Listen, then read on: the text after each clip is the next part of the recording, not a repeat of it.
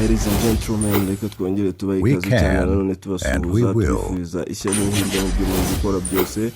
N'ubundi ni Black TV 250, twizere ko rero mumeze neza cyane. Kuri uyu munsi cyangwa se mu minsi ishize hari mwagiye mubona ku mbuga nkoranyambaga abahanzi babiri mu Rwanda bagiye bakomeza baterana amagambo hagati y'urukundo rwabo ko cyangwa se imibanire yabo ko bahoze ari inshuti, ariko kugeza kuri uyu mwanya bakaba batacana uwaka. Uwo nguwo ni umusore bita Kevin Kade ndetse na Davis D. Hamwe Kevin Kade mu minsi ishize yashyize umucyo ku bya Davis D wavuze ko bashwanye. Urumva rero abantu bajya gushwana ari uko bari bafitanye ubushuti.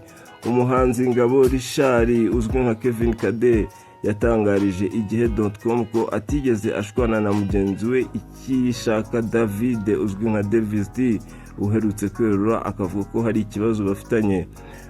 Mu kuvuga ngo kuri radio imwe hano mu Rwanda ariyo Kiss FM ku itariki 27 Mutarama umwaka wa 2026, Davis D yari yahamirije Uncle Austin ko we na Kevin Kade batameranye neza. Urumva ko umubano wabo utarumeze neza, bombi babanye mu nzu ifasha abahanzi imwe, bakaba inshuti magara, bagakorana indirimbo ndetse bakaza no kwisanga muri gereza bombi icyarimwe. No kuvuga ngo igihe Kevin Kade yafungiwe na Davis D bafungiwe igihe kimwe, bose bari kuri cases zitandukanye, ariko cases zigiye gusa zisa n'ibijyanye no gusambanya abana b'abakobwa. No kuvuga ngo Davis D utarasobanuye neza iki kibazo yagize ati, umuntu iyo angizeho ikibazo ntakimbwire, ngewe nsigara nkeye ku mutima, ubwo sinzi ukuntu nabyita. Niyo magambo yabashije kuba yakwitangariza. Hanyuma umunyamakuru yaramubajije ati, ubwo ikibazo kirahari ariko ntabwo tugiye kukivugira kuri radio? Davis D ati yego ikibazo kirahari. Kevin Kade wari utarabivugaho yahamije ko uyu mugenzi we abeshya.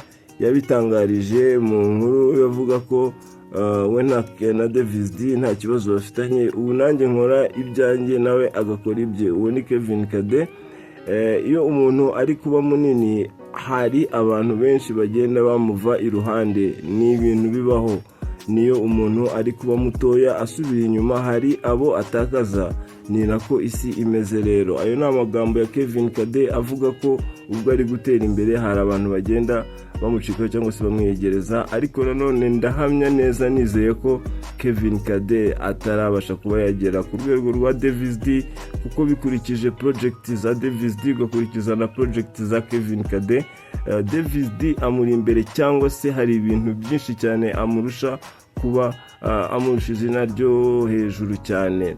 Niko isi imeze. Nubwo bimeze uku rero, aba bahanzi bose bategerejwe mu bitaramo bya Iwacu MTN Iwacu Music Festival bizazenguruka intara zose z'u Rwanda mu mpeshyi mu mwaka wa 2026. Ibi bintu rero mu bahanzi nyarwanda, ibintu bijyanye n'inzangano cyangwa se kuba abantu mwari inshuti mukaza gushwana bitewe n'ikintu runaka, ntabwo ari ibintu bisa neza cyane. Ariko amakuru twebwe nka Black TV dufite, inzangano cyangwa se ikibazo hagati ya Davis D na Kevin Kade ishobora kuba ari intandaro y'umukobwa. Uwo mukobwa ni umukobwa uba mu gihugu cy'Ububiligi. Akenshi iyo Davis D yagiye hanze cyangwa se yagiye mu Bubiligi niwe umwakira.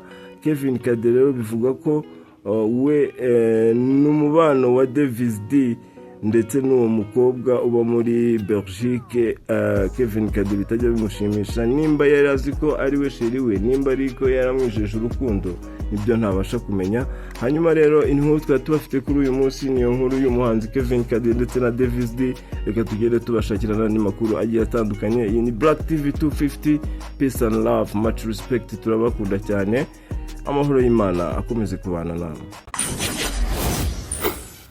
We can, and we will. We can, and we will.